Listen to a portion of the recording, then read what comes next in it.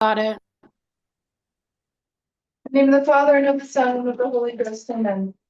Hail Mary, full of grace, the Lord is with thee. Blessed art thou among women, and blessed is the fruit of thy womb, Jesus. Holy Mary, Mother of God, pray for us sinners now and at the hour of our death. Amen. Saint Anthony of Padua, Pray for us. Saint Cecilia, Pray for us. in the name of the Father, and of the Son, and of the Holy Ghost, amen.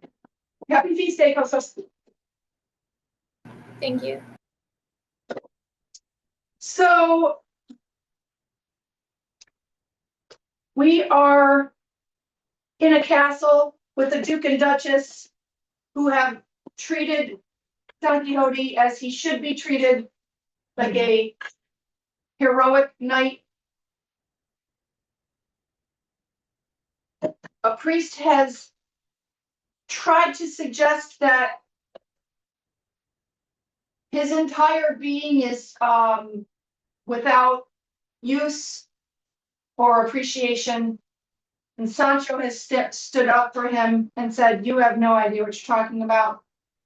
And even if I don't get my isle, I would just still serve him and hope to be like him."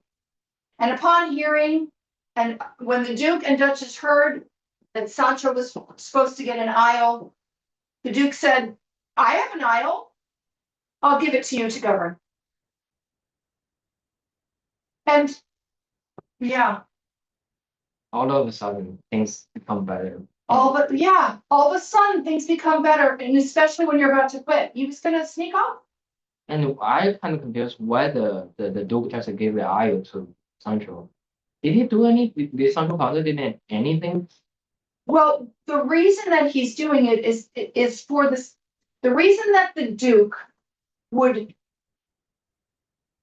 consider doing it is in the story because he has heard of Don Quixote and his greatness through his hardships, his greatness, and his faithful squire. So he's doing it to honor Don Quixote. He's not doing it for Sancho, but he's doing it to honor Don Quixote because Don Quixote made a promise. He's like, "I can help." He said, "I give you this isle in the name of Don Quixote." It's like, I can contribute to this story. The rich people always want to do something meaningful with their money. They want to do something meaningful for which they'll be remembered. Yeah, And that's kind of true. isn't it true? Yeah. And so for the Duke, he wants to honor Don Quixote, which will honor Sancho. Okay. Now, the Duke renewed his orders to his servants to treat Don Quixote as a knight errant and to adhere scrupulously to the style in which it is recorded that the knights of old were entertained.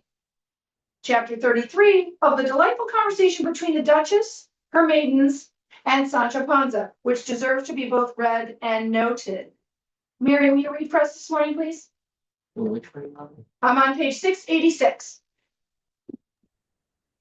Well, the story goes that Sancho did not sleep that afternoon, but kept his promise and went after dinner to visit the Duchess, who for the pleasure of listening to him made him sit beside her on a low chair, although Sancho was so well bred that he was reluctant to sit down. But the Duchess bade him seat himself like a governor, and talk like a squire, because under either head he deserved the very throne of the Cid Rudiez the Campeador. Sancho shrugged his shoulders, obeyed, and sat down, and all the Duchess's maids and waiting women surrounded him eagerly, keeping perfect silence to hear what he would say. But it was the Duchess who spoke first, saying, "Now that we are alone and no one can overhear us here, I should like the noble governor to resolve certain doubts of mine arising from the history of the great Don Quixote now in print. One of these doubts is this.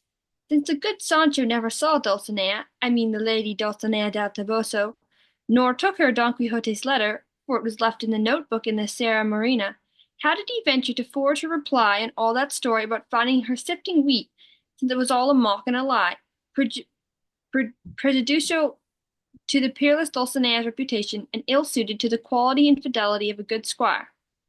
At these words Sancho got up from his chair, and without a word of reply, quietly made a circuit of the room, his body bent, and one finger on his lips, lifting up the hangings as he went. Then, when he had done, he returned to his seat and said, "Now, my lady, that I'm sure that nobody's eavesdropping, and that only these ladies can hear me, I will reply to your question without fear or alarm, and to anything more I may be asked. Now, the first thing I say is that I reckon my master Don Quixote is stark crazy, although sometimes he will talk in a way which, to my thinking, and in the opinion of all who hear him, is so wise and leads down so good a track that Satan himself could not speak better. but all the same, to my mind, he's really and truly a madman, an idiot.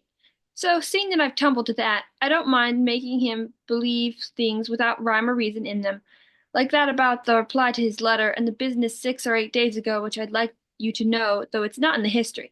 The matter of my Lady Dulcinea's enchantment, for I made him believe that she's enchanted, which is no more true than the moon's a green cheese. The Duchess begged him to tell her about this enchantment or trick, and Sancho related it all just as it had happened, to the no small pleasure of his hearers. Then, pursuing her remarks, the Duchess observed, "From what the good Sancho has told me, there is a doubt leaping up in my mind, and a little whisperer comes to my ear, and says to me, since Don Quixote de la Mancha is a crazy fool and a madman, and Sancho Panza his squire knows it, yet, for all that, serves and follows him, and hangs on these empty promises of his, there can be no doubt that he is more of a madman and a fool than his master. And that being so, as it is, you will be criticized, Lady and that being so, as it is, you will be criticized, Lady Duchess, if you give the said Sancho Panza an isle to govern. For if a man cannot govern himself, how will he know how to govern others? By Okay, God, so Lady. in other words, the Duchess is saying, well, if you're tricking your master with the Dulcinea stuff and you don't believe it, but you're falling for it and you think that he's going to give you this isle, you're believing in his promises, even though you know that he's so mad that you have to tell him that Dulcinea is enchanted when you see a girl that's not Dulcinea, then why would we give you an isle to govern? Because you must also be mad. If you can't pick a better knight to follow than this crazy guy, you must be crazy yourself. And crazy guys shouldn't govern isles. It's so reasonable. And that's reasonable. Okay, what's Sancho gonna say? By God, Lady, said Sancho. But this doubt was born in the nick of time. Tell it, your worship, to speak clearly, or in any way it will, for I know it speaks the truth, that I should have left my master's days ago if I had been wise. But that was my lot and my ill luck. I can do nothing else. I have to follow him. We're of the same village. I've eaten his bread. I love him dearly. I'm grateful to him. He gave me his ass colts, and what is more, I'm faithful. And so it's impossible for anything to part us except the man with the pick and shovel. And if your highness doesn't wish them to give me the promised governorship, God made me without it, and perhaps by not getting him, it redound to the good of my conscience. Hold For on, though sorry. Leo yesterday mentioned a word that we haven't really used before regarding the relationship between Don Quixote and Sancho Panza. What was the word you used?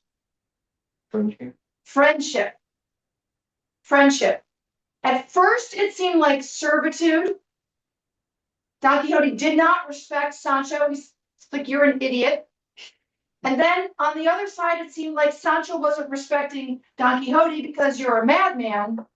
But now in this third sally, we see that Don Quixote is listening to Sancho, and Sancho is admiring Okay. Don Quixote, and then the two of them are defending each other, and even to the point where it's like we would probably be better off without each other, or there's an argument to be made. However, he says two things: I love him, I'm faithful. So He's my friend. I will the good for him, and maybe I'm not so smart, but I'm sticking with him. Maybe I should have left him, but I can't. It's kind of a beautiful thing. And now, excuse me, everybody, but if we are writing about Sancho's character development, what did he just say he's willing to give up? His governorship. Yeah. see, he was dreaming about getting the governmentship or the IU since the beginning. Yep. And now to like to support kind of like Don Quixote, Yes. he's willing to give it up. So it's already beyond the relationship. That's love of a friend when you're willing to sacrifice something. And also, it doesn't seem as important to him as it once did. It's like, well, I was born without it. So, and maybe you're right. Maybe I wouldn't be good, Master. So he's saying I wouldn't be good. Continue. I mean, Sancho's has raised up out of the beast category. He's logical and reasonable. Continue. And a little. I understand the proverb which says, "For his own hurt the ant sprouted wings." And it may well be that Squire Sancho may get to heaven quicker than Governor Sancho. They bake as good bread here as in France, and in the night all cats are gray, and a man's pretty unlucky if he hasn't broken his fast by 2 in the afternoon, and there's no stomach a hand's breadth bigger than another that can be filled, as the saying goes, with straw and hay. And the little birds of the field have God to provide for them and feed them, and 4 yards of Cunusia shoddy will warm you more than any 4 of Segovia broadcloth.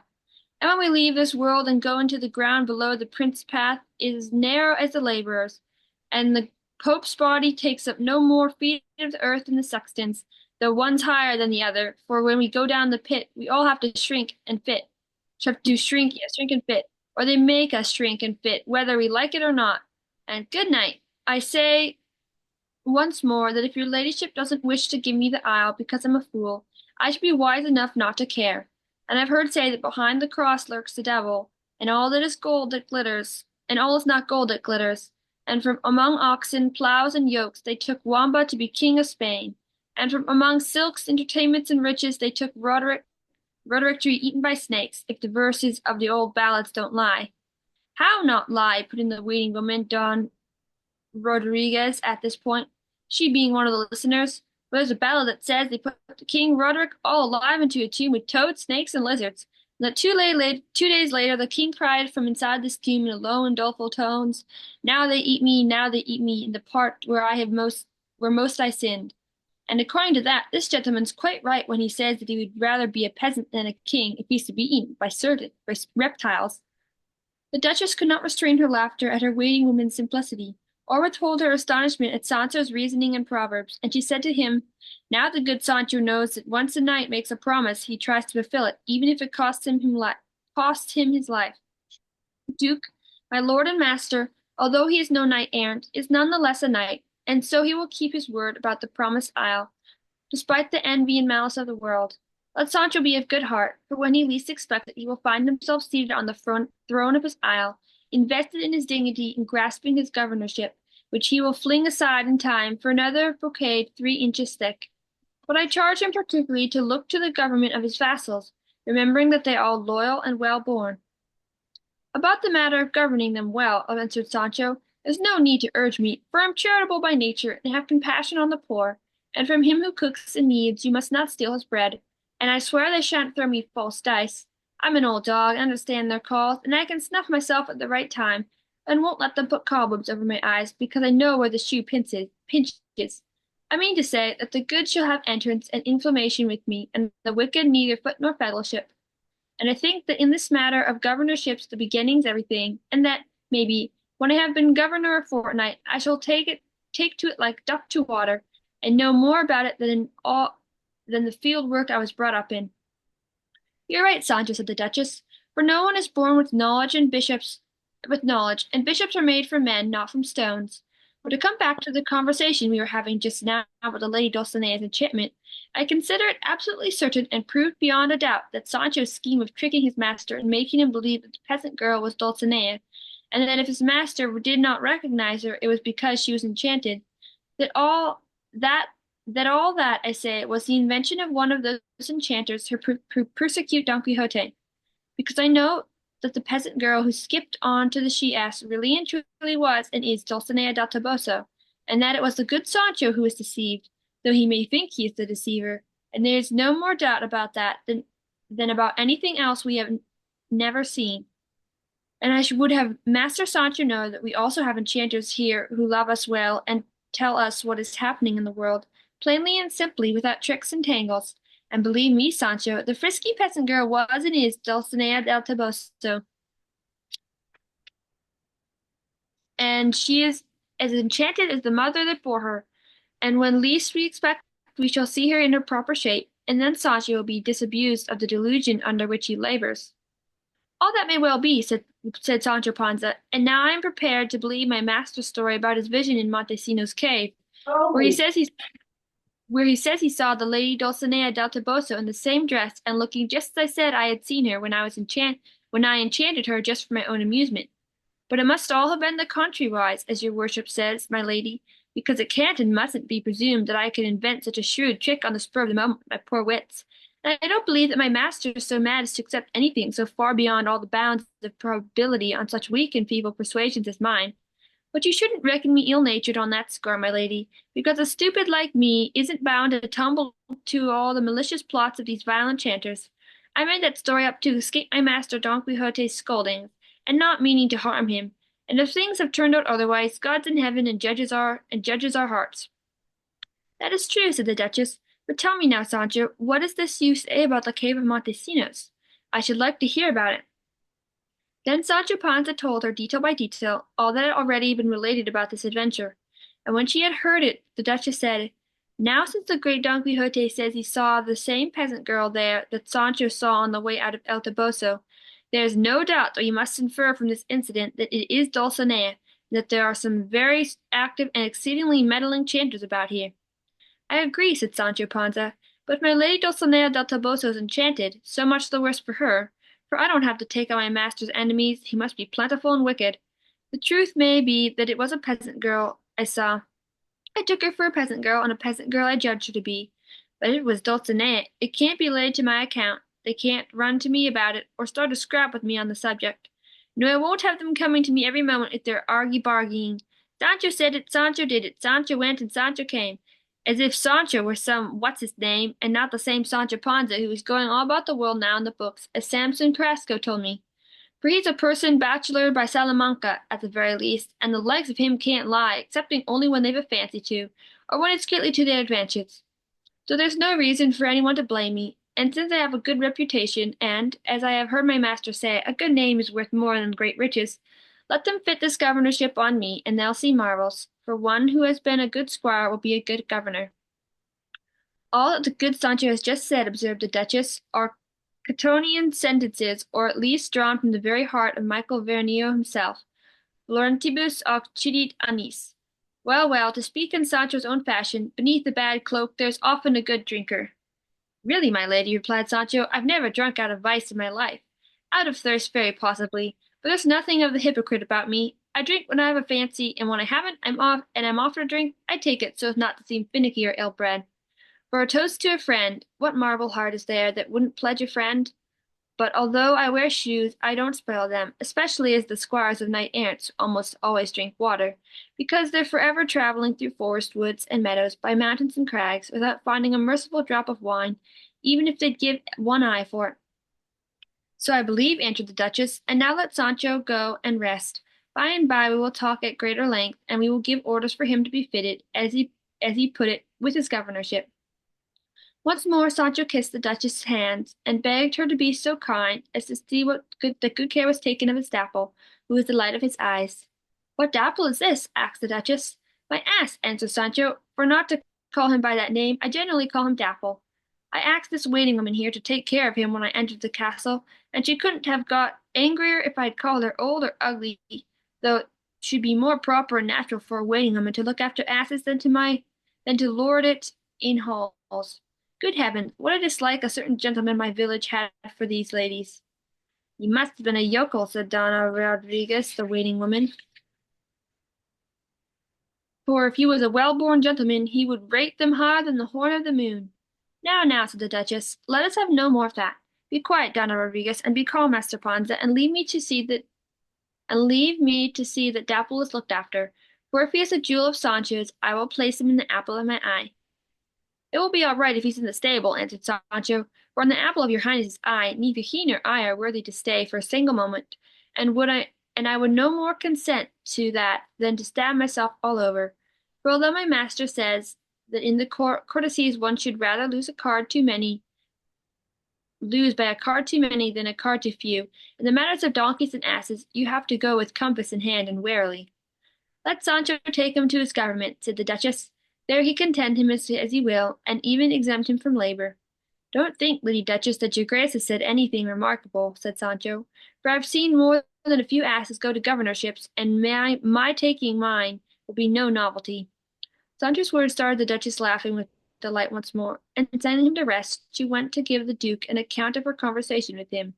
Then between the two of them, they planned and arranged a new trick to play on Don Quixote, a rare one, and well suited to his style of chivalry. And indeed they invented many of that kind, which are both ingenious and appropriate, and are some of the best adventures contained in this great history.